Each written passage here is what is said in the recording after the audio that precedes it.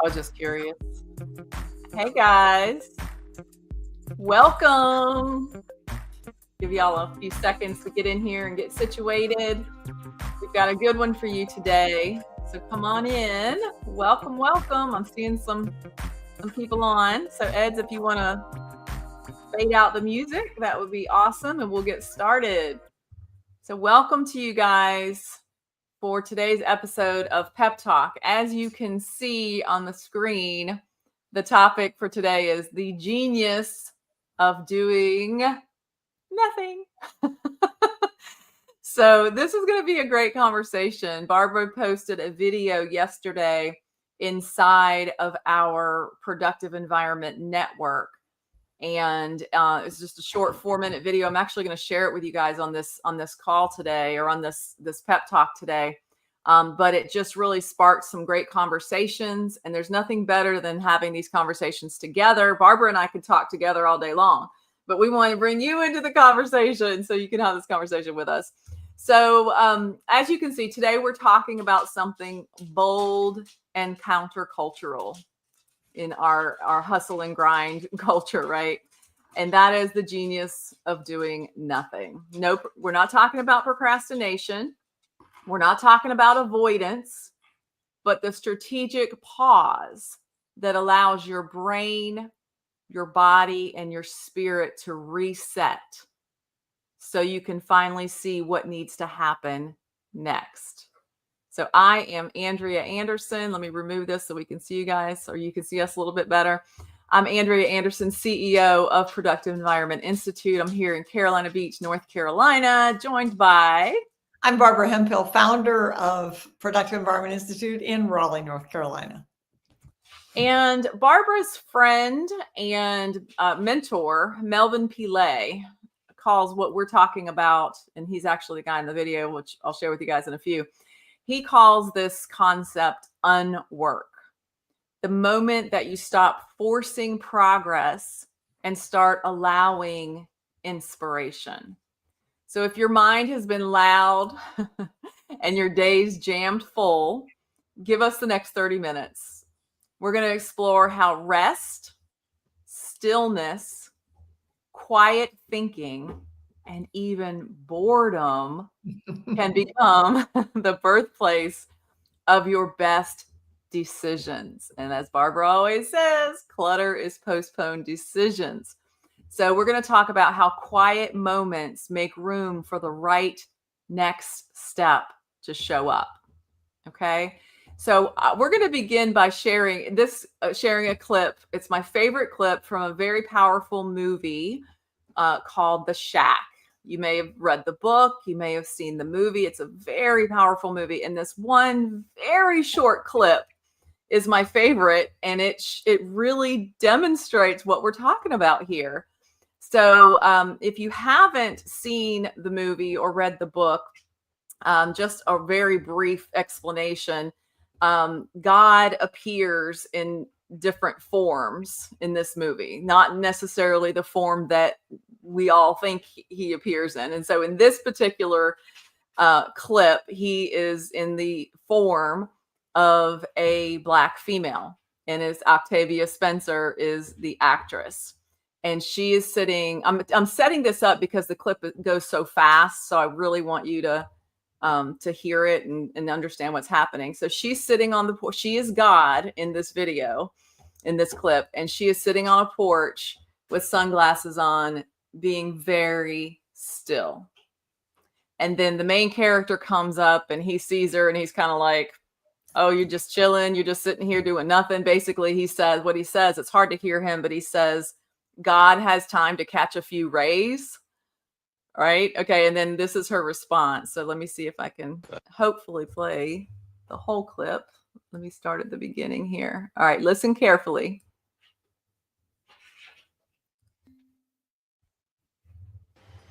God has time to catch a few rays. Honey, you have no idea how much I'm doing right now. I'll let it play again.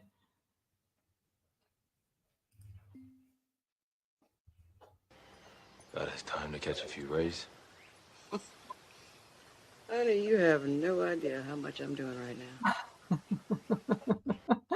I just love that. Like, you have no idea, honey, you have no idea how much I'm doing right now. So when people look at you and you might be thinking about something, you might be working on a project, and you have some thoughts and you're trying to solve a problem, people might look at you and think, what are you doing? You're not doing anything. What are you doing right now? And you might be trying to really solve the world's problems in silence. So before I play the next clip, let me ask you this, Barbara. I feel like the concept of doing nothing, it may come easier for me because than you. Like your mind is very, very busy, and you're an idea generator, and you're an action taker, and you're a doer. I'm more of a logistical thinker. How can we put this together? How is this going to work? Creator. So I'm curious, before I play Melvin's clip, what did this, I know you've read it and you know Melvin and you understand the concept of it and you're embracing it, but in the beginning, when you heard this concept of unwork or rest, not doing so much, what did that feel like to you? Well, let's go back much farther even than that, which is probably 25 years ago. I had a business coach. I was not doing quiet time. I mean, I was doing I was just constantly racing from the minute I got up until the minute I went to bed. Yeah. And so I went to a spiritual coach and a business entrepreneur as well. And she challenged me to start my day in quiet. And I am not exaggerating when I say I literally could not sit still for 10 minutes. I would sit in the chair, I'm itchy, I'm moving, I mean, it's just awful. It was just awful. That was probably 25 years ago. Now I spend a minimum of 1 hour every morning in quiet. And sometimes it's as much as 3. And often in the middle of the night, I wake up. But the other thing is that I have to have both. So if I'm not in my quiet, do nothing time. So in my prayer room, there's some quiet time where I'm doing nothing, but there's other things where I'm listening to videos or doing scripture or whatever. But I have to have that now in order to balance the frenetic multitasker that I am, which, everybody says you can't multitask. Well, I'm actually doing some research now. There's different versions of that. And so it's a journey. It's a journey. Mm-hmm. Yeah. Yeah. I thought that was the case with you, that it would have been very difficult, what do you mean I can't do something? I can't think. I could be actively doing something. Yeah. So yeah. Well, it was considered late. I mean, growing up on the farm, I didn't see my parents doing nothing. I mean, I really didn't. So there was no role model. I mean, we didn't work on Sunday. So, but still the cows had to be milked, and, there were things that absolutely had to be done. So the idea of complete rest was completely foreign to me. Right. Okay.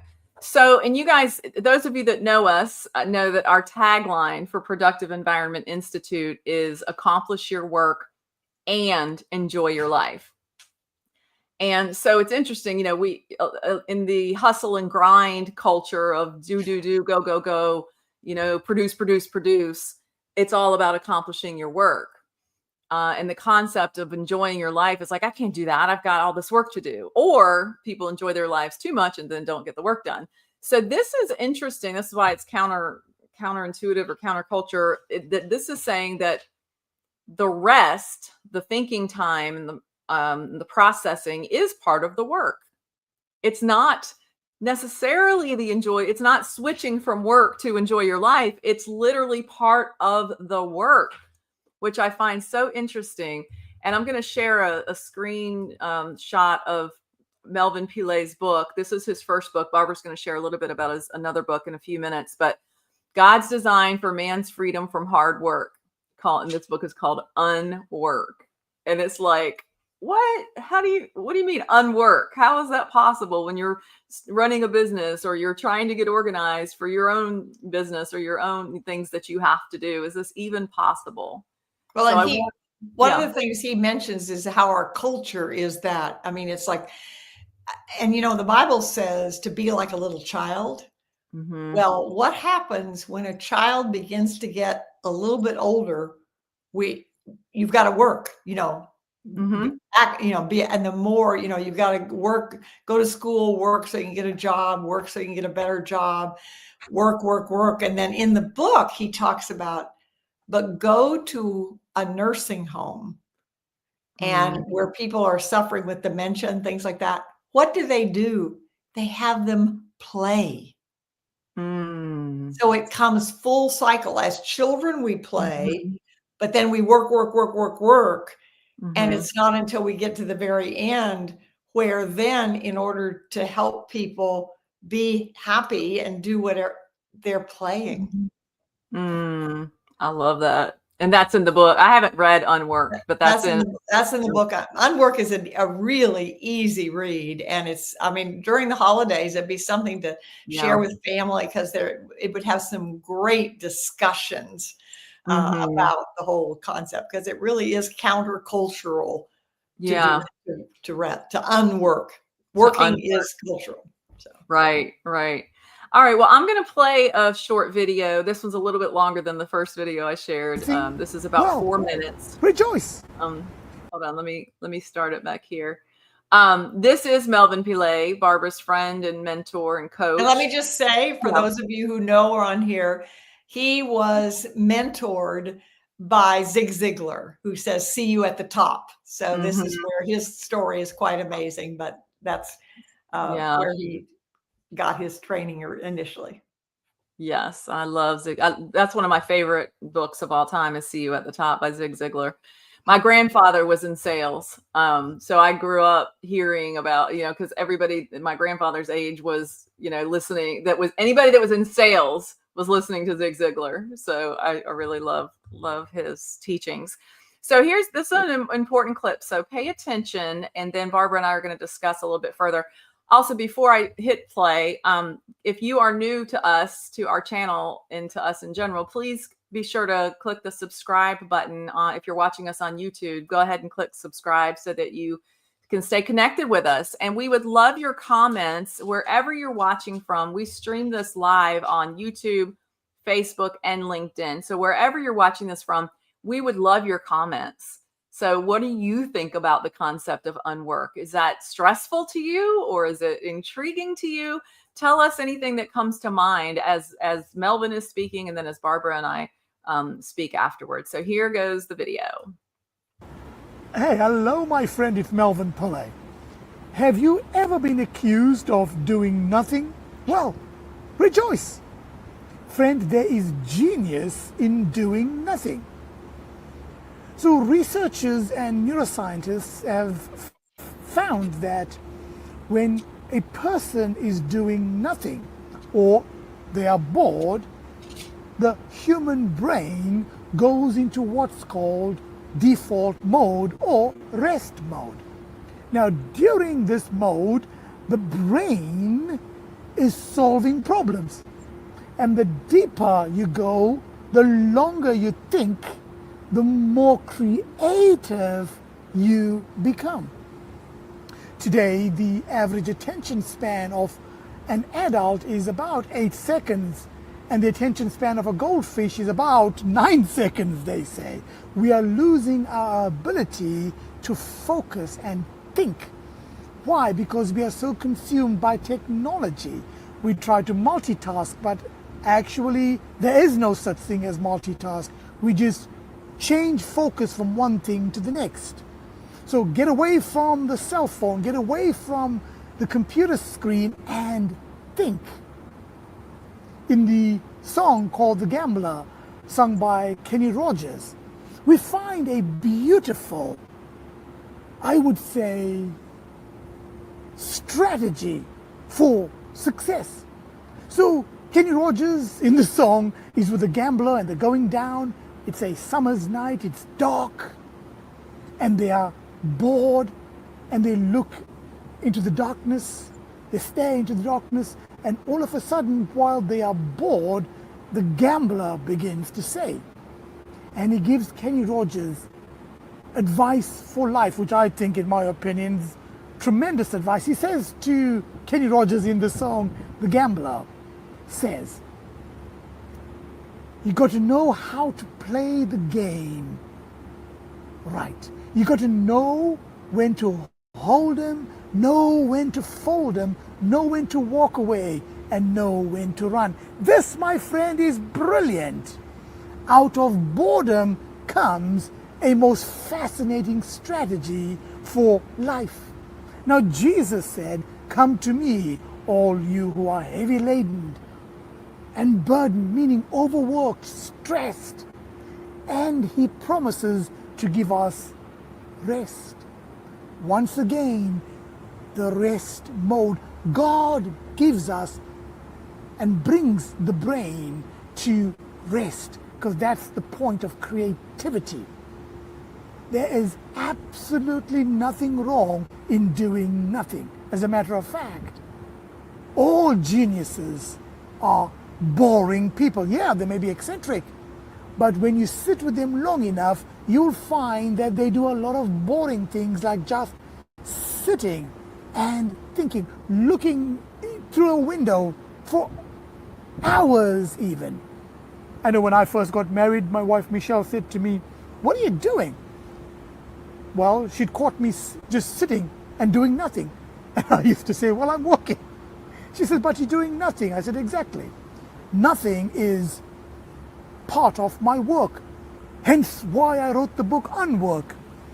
It's not you running away from work, it's you learning how to work God's way. So, my friend, sit, think, be bored, do nothing, and you will find the creativity of your brain to solve life's problems. Hey, this is your friend Melvin Pillay. Now people call me Mr. Unwork. And if you call me Unwork, then that means you are my friend. Okay, my friend, God bless you. As always, I will one day see you at the top. Awesome. I just love that. It's like, hey, what are you doing? I'm working. There's a very famous story, and I don't remember who the person is, but it was an executive in a very large company. And the CEO was walking by with someone else and seeing someone else sitting in the office with his feet up looking out the window. And the new person was complaining about it. And he said, oh, don't bother him. He made us X millions of dollars last year by what he thought of looking out that window. So I love it. I love it. How many of you wanted to sing the whole song, The Gambler, as he was talking? I was just going through it in my head. I love it. Kathy says, I need to do more nothing. Exactly. We got a couple of comments on the that video in the Productive Environment Network. If you're not a member of the network, it's free to join. Eds will put up the link for you in a second. And Nancy says, you wanted to sing it, didn't you, Nancy? ProductiveEnvironmentNetwork.com is free to join. And there's a post in there that you don't even have to join to see the post, but where Barbara posted that video. So if you want to see that again or join the conversation, there were a couple of comments in there of a couple of our members who are saying, I need to do, just like what Kathy said, I need to do more nothing. I need to do more nothing. So adding that into our schedule. I mean, in the productivity industry, we are constantly talking about projects and tasks and getting things done and, moving projects forward. But we're not really intended to, or meant to work all the time and be thinking, doing things all the time, actively doing all of the time, because then when do we hear God? When do we hear those messages that come to us to say, here's an idea. Barbara, when do you get your ideas? Where did those ideas come from? Go ahead. Well, the other thing is, if you think about God, it says on the seventh, he created the world for 6 days, and on the seventh day, he rested. You know, Yeah. it's like if God can rest, then we ought to be able to too. Yeah. But it's fighting against culture to Mhm. rest. So making an appointment with yourself to do it is, for a lot of Mhm. people, the only way to do it. You make an appointment with yourself just like you would to do a Yeah. project or an appointment with somebody else. So, Yeah. and Yeah. I've learned one of the other things I've learned in my marriage, when I first got married, my first husband and I talked a lot. We talked for hours. Mhm. And when I married Alfred 38 years ago, he's not a talker. And I'll never forget, I thought a lot of the time that he was mad at me because he wasn't talking. It's like, oh, he must be bored, or, Mm. I must have said something wrong. I mean, it was a huge problem for years until I finally Mhm. figured out that all he wants, much of the time, is my presence, just Mm. being there. And it occurred to me, it's like, well, if we're not saying anything, what's the point of my being here? Until I realized, well, I think God is the same way.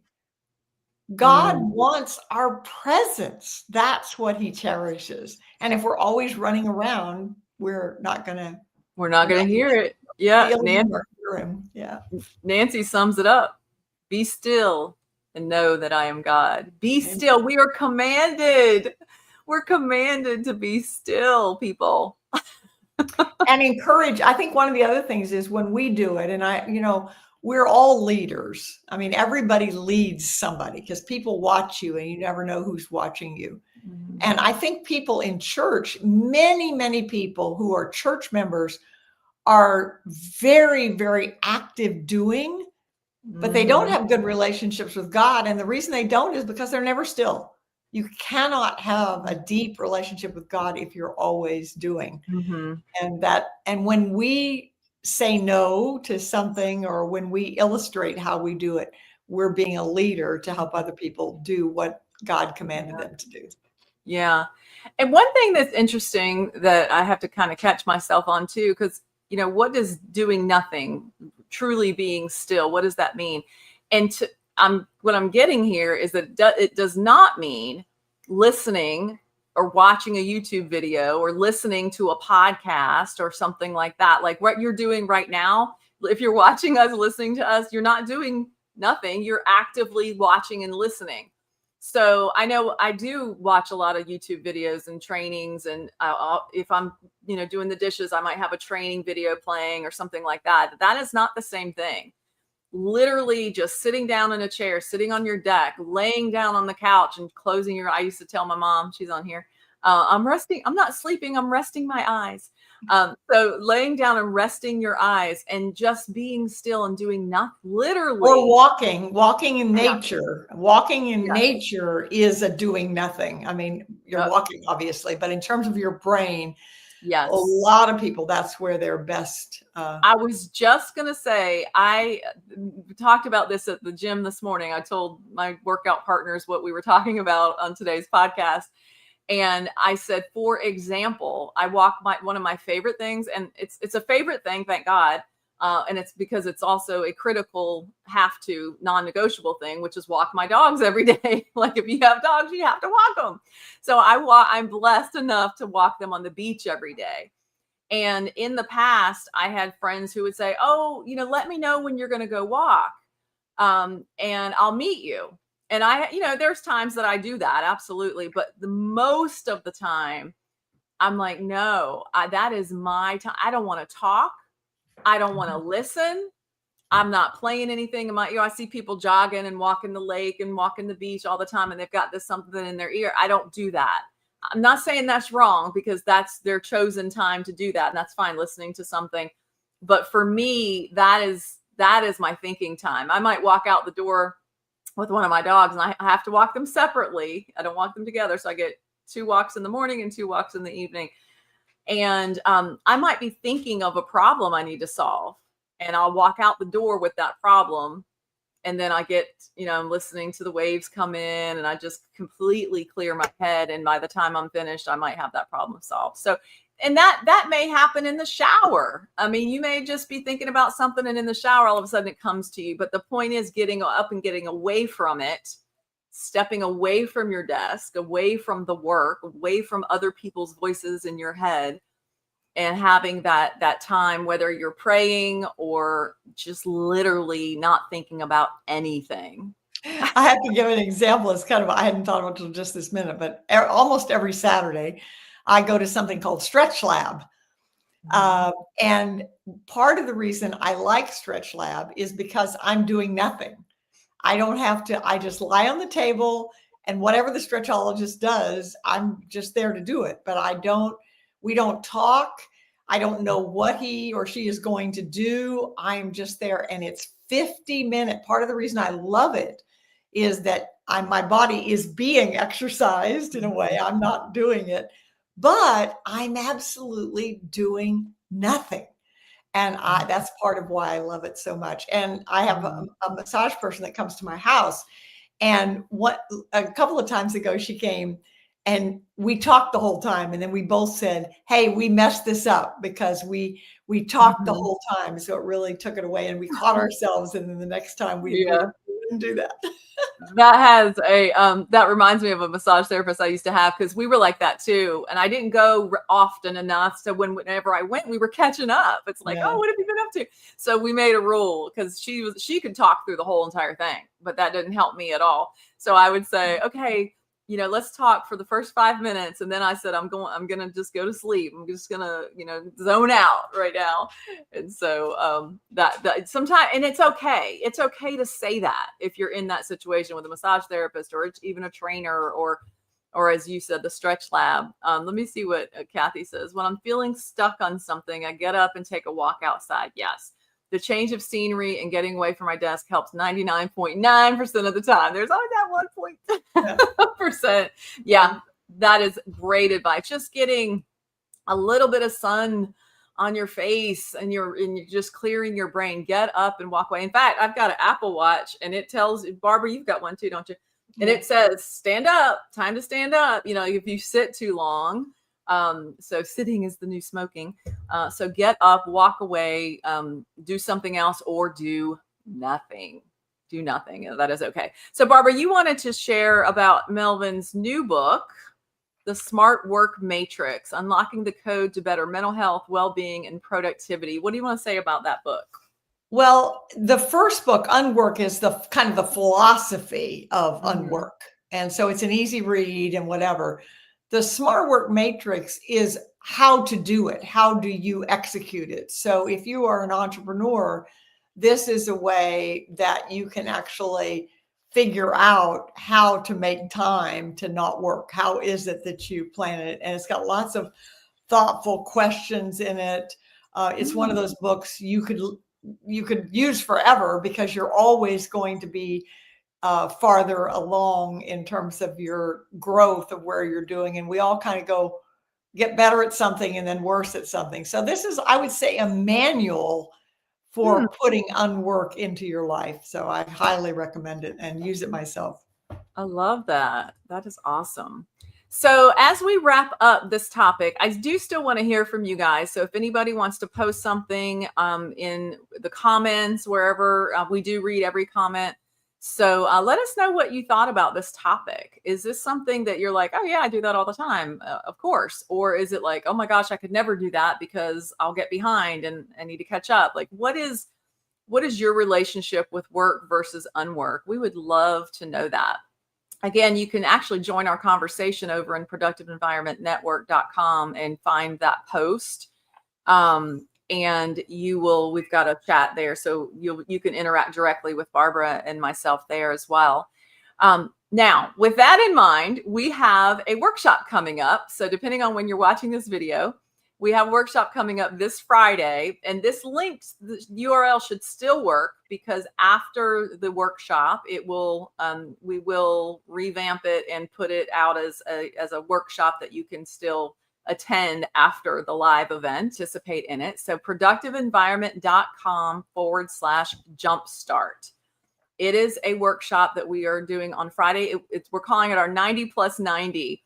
90 minutes to plan and 90 days to follow through. So we're having a 90-minute workshop, and I'm going to walk you through, we are going to walk you through a planning process. And you might be thinking, oh, I don't even know what, because we're creating a plan that you're going to accomplish in the next 90 days, a project. And you might be thinking, well, I don't know what project I will choose. I don't know what project to do, so I'm not going to do it. Well, that is built in. Okay. We are going to help you decide at the very, very beginning. We're going to walk you through a process that helps you decide what project that is. Now, that project might be getting your papers in order. It might be decluttering. It might be getting your email in order. It might be starting a workout program. Yeah, beginning of the year. It might be, creating a plan for a healthy diet and exercise. It might be a work project that you've been meaning to do and never finished or never started. So it could be any or all of those things. Well, it won't be all of those things, but you can list all of those things out, get them out of your head, and then choose one. And so we will help you create a plan to accomplish that one project, which basically with milestones, weekly check-ins, tasks, things to do. So, and you know what? We will build in rest and unwork time in that plan as well. So this is a great time to test this out as we're building that into our plan. So it's going to be a lot of fun doing it together. If you are not able to attend live, then like I said, you can still sign up and you can catch the replay and still participate.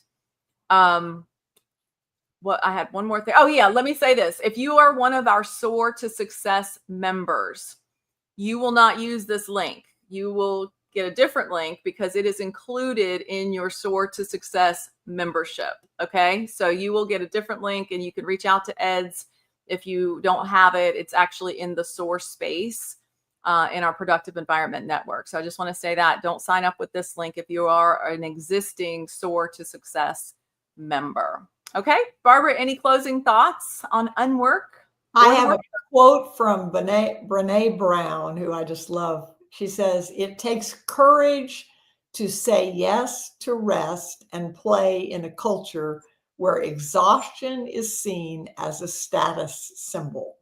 And I always think it's so funny. When have you ever heard anybody come in and say, "I got 10 hours of sleep last night"? But lots of times you're really, "I only got 4 hours of sleep last night." So let's do what we can to be leaders to change our culture to appreciate unwork.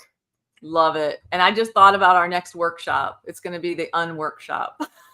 Oh, I love it. Oh, fantastic. That's perfect. Perfect. All right, guys. Thank you so much for joining us. Please be sure to join us on our next pep talk next week. We go live every Tuesday at noon.